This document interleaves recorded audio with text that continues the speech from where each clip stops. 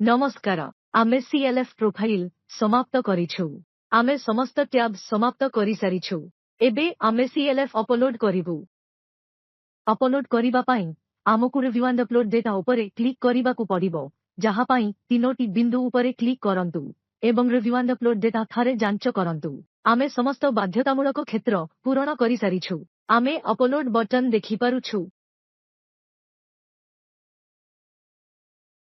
आमे अपलोड करिवु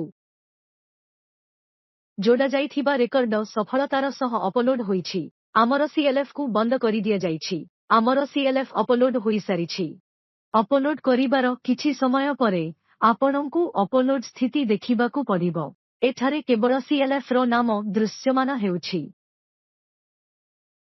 आपण CLF profile synchronisation को जाई अपलोड स्टेटस उपरे क्लिक करिबा मात्रे सेठारे आपण मंतव्य देखिबे धन्यवाद।